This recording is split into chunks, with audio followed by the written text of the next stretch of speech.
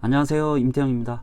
오늘은 대입 자기소개서 작성 특강 4번째 시간입니다. 제가 그동안은 대입 자기소개서 작성 관련해서 주로 자기소개서에 대한 전체적인 이해에 관련된 영상을 좀 올렸었는데요. 제가 오랜만에 본격적인 자기소개서 항목별 작성 내용으로 찾아왔습니다. 제가 이 영상을 지금 찍는 시기가 5월 중순에서 이제 말로 넘어가고 있는 학생들이 대부분 이제 중간고사를 마치고 성적표가 나오길 기다리거나 또 이미 성적표가 나온 학생들도 있을 텐데요. 자기소개서 작성 이제 본격적으로 좀 시작하는 학생들도 이제 하나 둘씩 늘어나고 있는 시기라 항목별 구체적인 작성 요령에 대해서 좀 말씀을 드리고자 합니다. 예전과 그리고 최근 합격자들, 학종 합격자들의 자기소개서 성향을 좀 분석함으로써 지금 현재 자기소개서, 대입에서의 자기소개서가 어떤 방식으로 평가되고 또 어떤 내용들이 좀 합격에 도움이 되었었는지, 그리고 합격자들의 자소서는 어떤 공통점이 있었는지 그런 내용을 좀 짚어볼 텐데요. 핵심은 이겁니다. 최근에 상위권 대학 학종에 합격한 학생들의 자기소개서 1번 항목을 분석해 보면 대부분의 학생들의 작성 유형이 굉장히 비슷했다. 그런데 우리가 이 비슷한 점을 지금 따라 하자고 이런 영상을 만든 건 아니고요. 현재의 흐름을 파악함으로써 자기소개서에 대한 개인적인 이해를 높이고 여러분들만의 특색 있는 자기소개서를 작성하시는데 조금 도움되시라 하는 기대로 제가 이 영상을 지금 만들고 있습니다. 여러분들 선배, 합격한 선배들의 자소서를 얼마나 따라하고 또 얼마나 참고할지는 사실 여러분들 개인의 몫입니다. 그것은 정답이 있는 건 아닙니다. 누가 어떤 방식으로 작성하든 간에 자기 상황이나 자기 스타일에 맞는 유형을 고르시면 되는데, 주의하셔야 될 건 우리가 다른 글들도 마찬가지지만 누군가 또는 무언가 어떤 것을 따라하거나 유사하게 비슷하게 흉내낸 자기소개서는 입학사정관들 입장에서는 아무래도 좀 식상할 수가 있겠죠. 그렇다고 기존의 트렌드를 무조건 무시하고 내 마음대로 또 내 생각대로 내 특색대로만 작성하다 보면 자소서가 원하는 내용에서 벗어날 수도 있다는 또 위험성이 있습니다. 그래서 사실은 두 가지가 다 필요한 거죠. 기존 자소서에 대한 이해, 기존 자소서들이 어떤 식으로 많이 쓰여지고 있는지에 대한 이해도 필요하고요. 그 다음에 자기만의 좀 색깔 있는 자기소개서에 대한 고민, 이 두 가지가 다 필요한 겁니다, 여러분. 이렇게 말씀드리면 자소서 작성이 너무 어렵게 느껴지실 수도 있을 텐데요. 누구든 자기소개서를 처음부터 완벽한 또 자기 마음에 쏙 드는 형태로 만들기는 어렵습니다. 처음에는 자기 마음 내키는 대로 대략적으로 좀 거칠게 써 내려가고요. 이런 영상이나 또 개인적인 공부를 통해서 원서 제출 시점까지 조금씩 완성도를 높여가고 보완하는 그런 작업을 통해서 좋은 자소서가 나오는 거고요. 자신만의 자소서 작성 원칙은 그런 과정 없이는 완성될 수 없다. 오늘 영상을 포함해서 앞으로 제가 쭉 올려드릴 자기소개서 항목별 작성법에 대한 내용들도 여러분들이 그런 자기만의 자기소개서 작성법을 완성하시는데 참고가 되는 자료로 활용하시면 좋을 것 같습니다. 자, 본격적인 내용으로 한번 들어가 보겠습니다. 먼저 대입 자소서 양식을 확인해 보셔야겠죠, 여러분. 자, 1번 항목 한번 보시겠습니다. 1번 항목은요, 고등학교 재학 기간 중 학업에 기울인 노력과 학습 경험을 통해 배우고 느낀 점을 중심으로 기술해 주시기 바랍니다. 자, 이렇게 띄어쓰기 포함 1000자 이내로 작성하는 항목입니다. 여기 보시면 아시겠지만 대입 자소서 공통 양식이라고 되어 있는데 대교 협에서 각 대학들에 제시하는 공통 양식이고요. 대부분의 대학들은 이 공통 양식을 활용하지만 일부 대학, 일부 전형에서는 이 양식과는 조금 다른 자소서를 활용하기도 합니다. 예를 들면 카이스트나 포스텍 같은 대학들은 항목 구성이 조금 다르고요. 그리고 일부 대학들의 특기자 전형 같은 경우에도 자소서 양식이 이와 다를 수 있습니다. 하지만 대부분의 학종에서 요구하는 대입 자소서 양식은 이와 동일하니까 참고하시면 될 것 같고, 2020년 현재 고1 학생들이 치르게 될 대입부터는 여기 나오는 1번 항목과 2번 항목이 이렇게 통합될 예정이니까 지금 현재 고등학교 1학년 학생분들은 만약에 요 강의를 들으시면 참고를 하셔야 할 것으로 보입니다. 어쨌거나 현재 자소서 1번 항목에서 가장 중요한 건 학습 경험을 적으라는 거죠.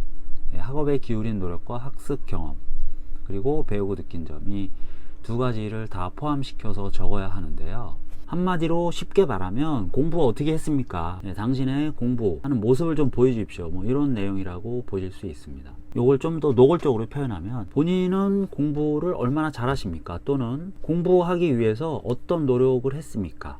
또는 자신만의 무슨 공부 노하우가 있습니까? 또는 당신은 공부를 좋아합니까? 뭐 이런 질문으로 이해할 수도 있고요. 또 우리가 보통 이 자기소개서를 평가할 때 학교생활기록부나 추천서와 함께 평가가 되니까 학생부나 추천서에 나와 있지 않은 자신의 학업적인 장점은 무엇입니까? 뭐 이런 방식으로도 이해할 수 있습니다. 대학 입장에서는 그 학생이 입학 후 얼마나 학업을 잘 따라갈 수 있느냐, 그 학과에서 주로 하는 공부 영역, 학습 영역이 있겠죠. 또는 공부 패턴도 있을 거고, 그런 것들이 얼마나 적합한가를 보기 위해 이런 항목을 활용한다고 이해하시면 되겠습니다. 사실은 제가 그전 특강에서도 말씀드렸지만 여러분들 자소 쓰실 때요, 먼저 문장부터 쓰시려고 하면 안 되고 소재를 뽑는 거 먼저 하셔야 됩니다.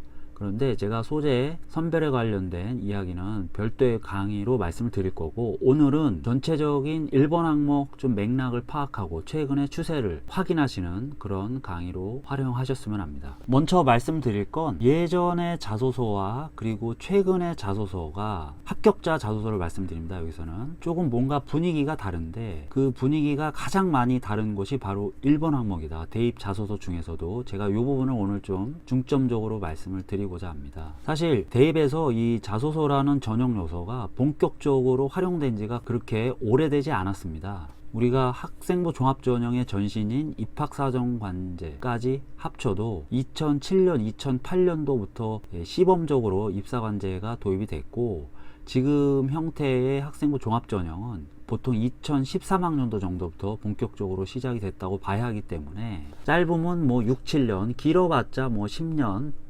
안팎의 그런 역사를 가진 전형 요소라고 보시면 됩니다. 그런데 점점 이 자소서를 활용하는 학생부 종합전형이 많아지고, 또 주요 대학들에서 중요하게 평가하는 전형 요소로 알려지면서, 예전에는 사실 기본만 원칙만 지켜서 썼던 자소서들도 지금은 굉장히 많이 진화했다. 그래서 우리가 이런 흐름을 알고 내가 올해 입시에서 어떤 자소서로 승부를 볼 건지를 좀 생각하셔야 되는데, 특히 1번 항목이 그런 유행에 좀 민감하다. 그 유행이 어떻게 변하고 있는지를 제가 좀 설명을 드리겠습니다.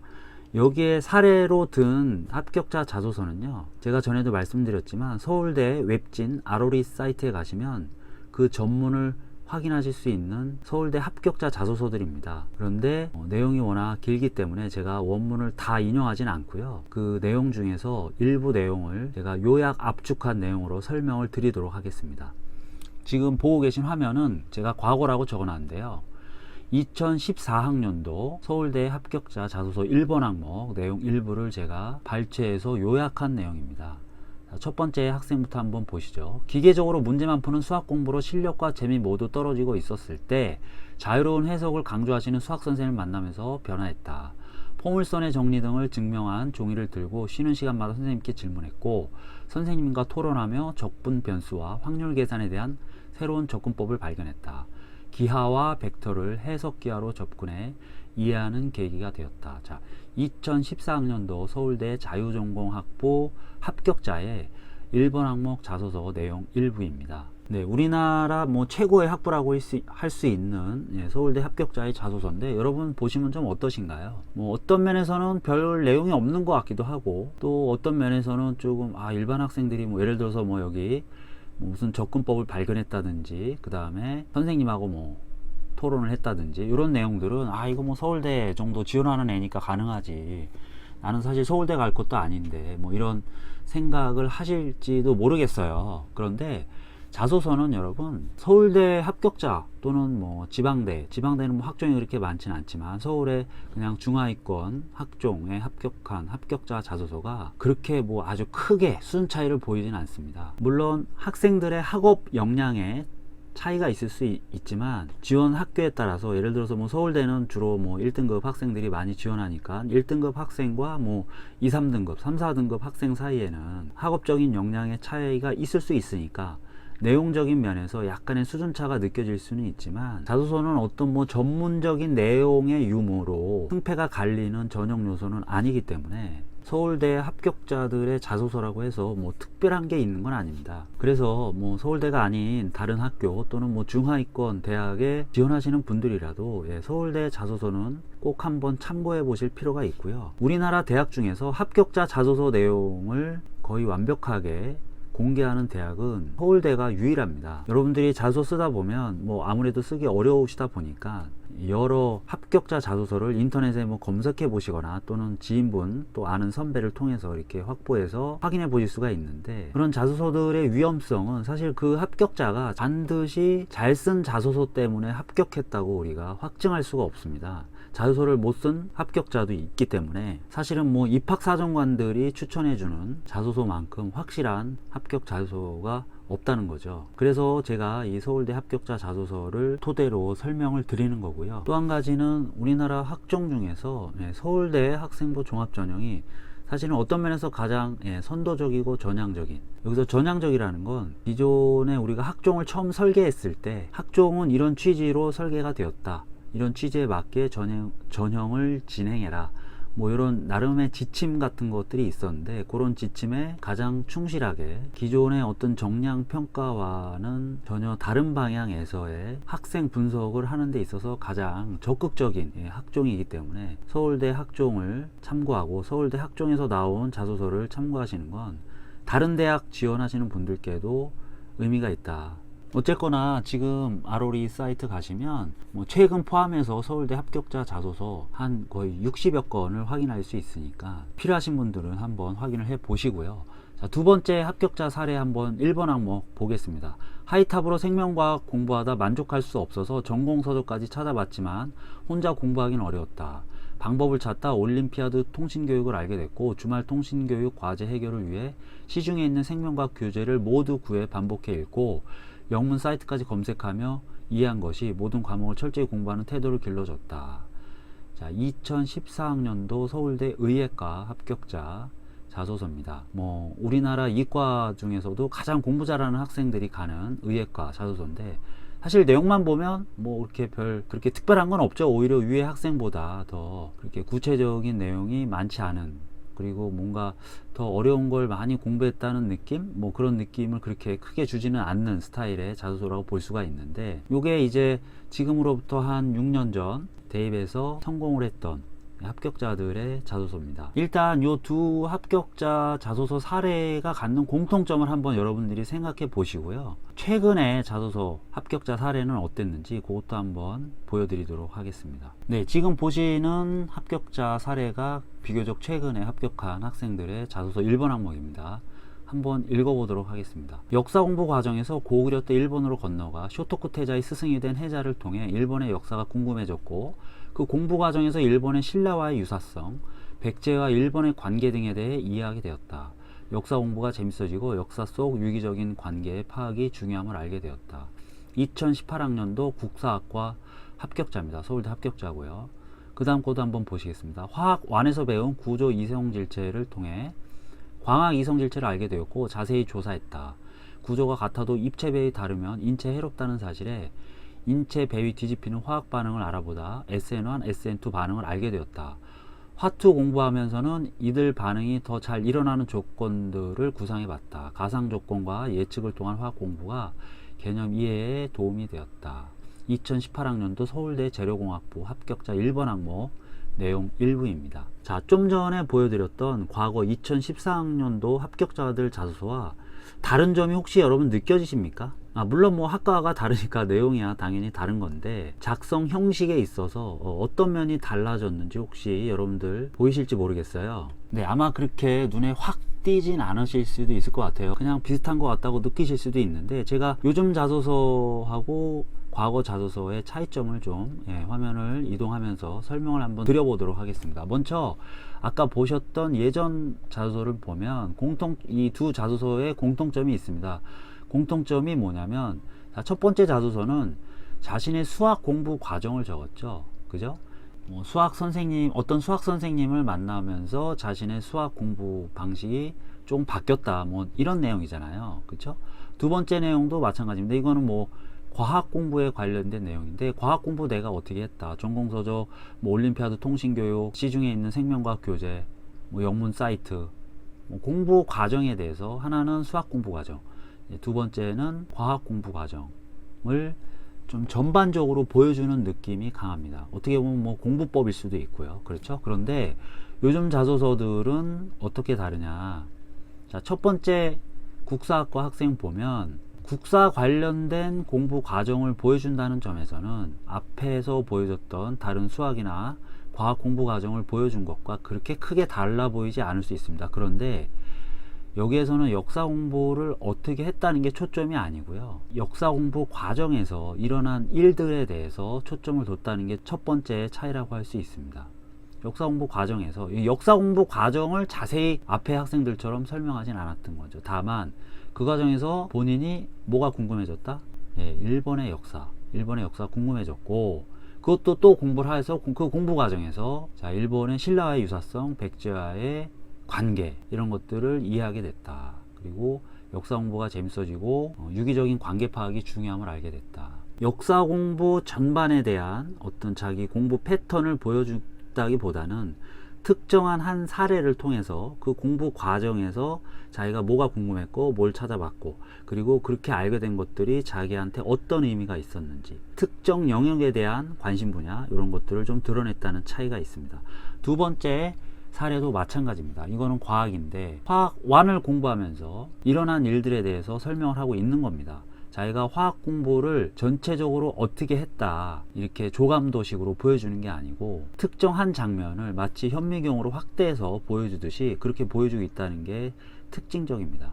화학관 배우다가 구조 이성질체를 통해서 광학 이성질체까지 알게 됐고, 또 뭐 입체배의 뒤집히는 화학 반응, 그 다음에 SN1, SN2 반응, 이런 거 알게 됐다. 그리고 그런 과정에서 가상 조건과 예측을 통한 화학 공부가 개념 이해에 도움이 됐다. 뭐 그런 내용인데, 마찬가지로 자, 과거 학생을 보면 똑같은 과학 공부, 물론 과목은 생명과학이지만 생명과학 공부 뭐 전반적인 좀 흐름, 전체적인 공부 방법을 설명하는데 그쳤다면, 자, 최근 합격자 같은 경우에는 화학 공부 전체적인 자기 공부 방식을 설명했다기보다는 자기가 관심 있는 분야, 특정 영역에 대한 구체적인 궁금증이나 그 해결 과정, 그리고 그런 과정에서 본인이 얻게 된 것, 이런 내용들을 좀 더 상세하게 구체적으로 적고 있다는 그런 차이를 우리가 확인할 수가 있습니다. 이 앞에 두 개 사례도 그렇고 지금 요즘 합격자 이 두 개의 사례도 그렇고요. 제가 어떤 특별한 자소서 이 네 개를 뽑아온 게 아니고요. 해당 시기에 가장 많은 학생들, 많은 합격자 자소서, 유형이라고 말할 만한 그런 아주 보편적인 합격 자소서를 골라온 겁니다. 뭔가 흐름의 변화가 있다는 거죠. 그 이유는 뭐 다양하겠지만 일종의 진화라고 볼 수가 있을 것 같아요. 예를 들면 우리가 자소서 쓸 때 당연히 그 이전 연도, 그 전전 연도 합격자들 자소를 찾아보면서 그 참고하시는 수험생 여러분들 또는 그걸 지도하시는 선생님들도 마찬가지인데 분명히 인상적인 자소서 형식이 눈에 띄일 수 있고요. 그런 것들을 새로 우리가 자소 쓰면서 조금씩 모방하거나 뭐 좋게 말하면 배워가면서 자소서들이 조금씩 진화해 왔다. 또한 학교에서 설명이라든지 또 입시 자료를 통해서 자소서 작성법에 대한 이야기들을 많이 하다 보니까 거기에 맞는 자소서 형태로 조금씩 자소서를 진화시켜 왔다, 이렇게 이해하시면 되는데, 제가 작년도, 그러니까 2019학년도 합격자들 자소서 포함해서 최근 합격 자소서 한 200여 건을 분석을 해봤습니다. 1번 항목을. 그랬더니 놀랍게도요, 합격자의 약 80%, 1번 항목의 80%가 거의 유사한 형식을 보였습니다. 그게 바로 지금 제가 여기 적어놓은 형식인데요. 자, 어떤 공부, 여기서 공부라는 건 뭐 교과 공부도 되고 독서, 개인적인 독서도 되는데, 어떤 공부라는 과정에서 자, 어디에 관심을 갖게 되었습니다. 그리고 이에 대해서 자세히 알아보다 자, 어떤 경험과 어떤 생각을 하게 되다. 거의 80% 이상이 이런 형식이었다. 재밌죠? 앞에 자소서도 마찬가지. 한번 다시 확인해 볼게요. 역사 공부 과정에서 아까 무슨 공부 과정에서 나왔죠? 고구려 때 일본으로 건너가 쇼토쿠 태자의 스승이 된 해자를 통해 일본의 역사가 궁금해졌다. 자, 뭐를 공부하는 과정에서 뭐가 궁금해졌다. 자, 다시 보실까요? 자, 뭐를 공부하는 과정에서 뭐가 궁금해졌다. 똑같죠? 그 다음에 두 번째 항목도 마찬가지입니다. 화학안에서 화학안을 공부하는 과정, 구조 이성질체를 공부하는 과정에서 광학 이성질체를 알게 되었고 자세히 조사했다. 여기까지는 그냥 뭘 알게 됐고 조사했다. 구조가 같아도 입체배에 다르면 인체에 해롭다는 사실에 입체배에 뒤집힌 화학 반응을 알아보다. 뭐 SN1, SN2 반응을 알게 되었다. 더 반응이 잘 일어나는 조건을 구상해 봤다. 자, 요 뒤에 거 확인해 보시면, 자, 화학 1 공부하는 과정에서, 그쵸? 구조 이성질체, 또 뭐 광학 이성질체, SN1 반응, SN2 반응, 자, 이런 것들이 궁금해졌던 거죠. 그리고 이에 대해서 자세히 알아보다. 자, 어떠한 경우가 어떤 생각을 했다. 한번 볼까요? 반응이 더 잘 일어나는 조건을 구상해 봤다. 아까 말씀드렸고, 가상 조건과 예측을 통한 화학 공부가 개념 이해에 도움이 되었다. 위에서 말했던 공부 과정과 연결된 경험이나 생각을 적고 있죠. 예, 다시 한번 보실까요? 위에. 자, 위에 학생도 마찬가지입니다. 역사 공부, 그 다음에 일본의 역사에 대한 궁금증, 그 다음에 신라와 백제, 일본의 관계, 그래서 본인이 했던 생각은 뭐냐. 역사 속 유기적인 관계 파악이 중요함을 알게 됐다. 이런 식으로. 자, 형식이 거의 유사하게 흐르고 있다. 지금 여러분들이 자소서 어떻게 쓸까 고민하시는 분들, 특히 일본 항목에서 전혀 맥락을 못 잡고 있으신 분들은 처음에 이런 흐름으로 자소서를 한번 따라해 보시는 것도 괜찮습니다. 자소서가 완전히 꽉 막혀 있어서 전혀 진도가 안 나가실 때, 이 형식을 따라 하시는 건 상관없는데, 여기서 중요한 건 뭐 여기 물결 표시 부분이겠죠. 요 부분에 자기만의 내용을 넣으면 요 형식을 따라 하시는 것도 크게 문제는 아니다. 물론 자소서라는 게 계속 진화하고 있는 과정이기 때문에 예년, 작년, 재작년 합격자들이 이런 형식으로 많이 썼다는 건 지금 올해 신입생을 뽑는 입학사정관들 입장에서는 또 요것과 비슷한 형식을 봤을 때 조금 자소서가 지루하거나 식상하게 보일 수 있는 단점은 있습니다.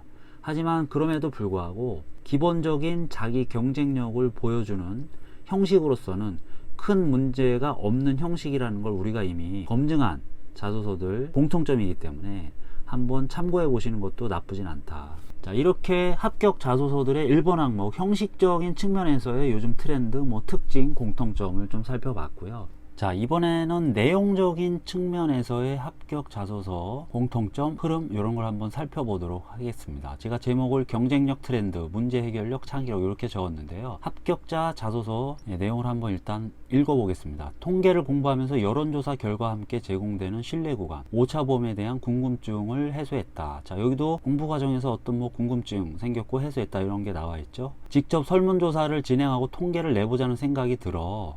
자, 이런 궁금증 해소 과정에서 공부 과정에서 생겼던 자기 생각, 그죠? 그걸 또 실천으로 이어간 내용을 적고 있습니다.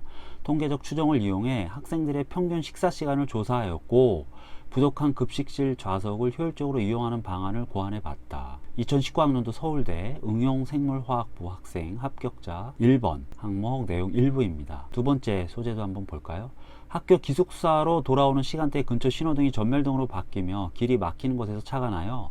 기계학습 알고리즘을 통한 신호체계를 개발했다. 인공지능을 설계하는 과정에서 내가 맡은 역할은 교통 시뮬레이션 프로그램과 인공지능 사이의 정보 전달을 자동화하는 것이었다. 이 경험을 토대로 신경망을 활용하여 더 복잡한 도로에 적용할 수 있는 범용적인 시스템의 개발에 도전해보고 싶어졌다. 요거는 올해 카이스트 신입생 합격자죠. 자소서 항목 1번 항목이라기보다는 이제 카이스트는 좀 항목 내용이 아까 말씀드린 공통 양식과는 좀 다른데 마찬가지로 본인 학업에 대해서 얘기하는 항목이 있기 때문에 그 항목에서 적었던 내용입니다. 두 개 소재의 공통점이 좀 보이시나요, 여러분? 공통점이라고 하면 일단 실생활에서 우리가 생각해 볼 수 있는 어떤 문제 해결에 대해서 고민했다는 거죠. 이 첫 번째 소재는 학생들의 급식실 좌석을 효율적으로 이용하는 방안. 자, 두 번째는 신호체계, 신호등 신호체계, 교통체증을 해소하기 위한 신호체계 해결에 관련된 고민을 담고 있고 실제 그것들에 대한 실천과 방안을 얘기하고 있다. 문제 해결력이나 자신만의 어떤 창의력을 강조한 그런 내용들이다. 자, 이런 것들이 요즘 자신의 학업 역량을 강조하는 학업 경쟁력을 드러내는데 많이 활용되는 소재, 내용들이다. 감이 좀 오실까요, 여러분? 제가 앞서 말씀드렸던 형식적인 면에서의 합격자 트렌드는 사실 따라 하실 경우에 약간의 위험성이 있습니다. 아까도 말씀드렸지만 식상해 보일 수 있는 위험성이 있지만 이렇게 내용적인 면에서 경쟁력을 갖는 요즘 유형들은 예를 들면 문제 해결력이나 창의력 이런 것들은 본인에게 이런 사례가 있다면 올해 대입 지원하시는 분들도 한번 소재로 적극 활용해 보실 필요가 있습니다. 왜냐하면 실질적으로 대학들이 자소서 1번 항목을 통해서 확인하고자 하는 학업 역량이 좀 더 구체적으로 드러난 내용이라고 볼 수 있기 때문에 여러분들도 이런 것들을 한번 생각해 보시고 자소서 소재로 활용해 보실 필요가 있다. 바꿔 말하면 대학들이 요즘에 이런 학업 역량을 갖춘 학생들을 좀 선호하고 있다. 뭐 이런 해석도 가능하기 때문에 아까 형식적인 트렌드보다는 조금 더 주목해야 될 부분입니다. 여기에서 여러분들이 주의하셔야 될 부분은 사실 이런 문제 해결력이나 창의력을 보여주는 소재들이 아주 높은 수준, 그러니까 굉장히 어려운, 난이도가 높은, 예를 들어서 뭐 대학생이나 대학원생들만 생각하고 해결할 수 있는 그런 문제일 필요는 없다는 겁니다. 요 밑에 카이스트 학생 같은 경우는 워낙 평소에도 본인이 뭐 이렇게 프로그래밍에 관심이 많았고 또 사실은 과학고 학생입니다. 그래서 학교 내에서도 동아리 활동 같은 걸 통해서 소위 말하는 이런 알고리즘 또 뭐 인공지능 이런 것들을 많이 연습해온 학생이라 일반 학생들이 보기엔 조금 전문적으로 보일 수 있지만 요 서울대 합격자 소재 같은 경우는 뭐 급식실 좌석 효율적으로 이용하는 방안, 사실 이런 것들은 뭐 서울대 지원할 수준의 학생이 아니더라도 자 어떤 학생이라도 이 정도의 고민과 아이디어는 중위권 이상만 되면 누구든지 한번 도전해 볼 수 있는 과제다. 난이도보다는 그 문제 해결력이나 창의력이 자신의 평소 공부 습관 또 공부 과정과 어떤 식으로 연결되어 있는가, 요걸 보여주시는 게 훨씬 더 중요하다. 그런 과정에서 자기 학습 특성을 보여줄 수만 있다면 아주 어렵고 난이도가 높은 탐구 연구 과제가 아니더라도 자소에서 충분히 경쟁력을 갖출 수 있다. 이렇게 이해해 주시면 좋겠습니다. 자, 이렇게 자기소개서 1번 항목 합격자 사례 좀 살펴봤는데요. 전체적으로 1번 항목에서 요즘에 어떤 소재들을 많이 쓰고 어떤 형식으로 많이 쓰고 있구나, 이런 걸 이해하는 자료로 활용하셨으면 하는 바람이고, 뭐 이런 걸 꼭 따라 하시기라기보다는 내 경쟁자들이 이런 식으로 자소서 쓸 확률이 높겠구나, 이런 걸 이해하시고 그런 자소서들 사이에서 과연 내 자소서는 어떤 특색을 보여줄 수 있을까, 나는 어떤 방향으로 1번 항목을 구상을 하고 작성을 해야 될까, 이런 아이디어를 얻는데 활용하셨으면 합니다. 대입 자기소개서 작성 1번 항목 이해에 조금이라도 도움이 되셨다면 여러분 좋아요, 구독 많이 부탁드리고, 궁금하신 부분 댓글로 남겨주시면 제가 시간 날 때마다 답변해 드리거나 다음 영상 만들 때 또 참고하도록 하겠습니다. 다음 시간에는 다른 항목들도 이런 또 트렌드를 한번 살펴볼 거고요. 그리고 각 항목별로 소재들 어떻게 뽑아내고 남은 기간에 어떻게 보완해야 되는지 그런 내용들로 계속 찾아뵙도록 하겠습니다. 감사합니다.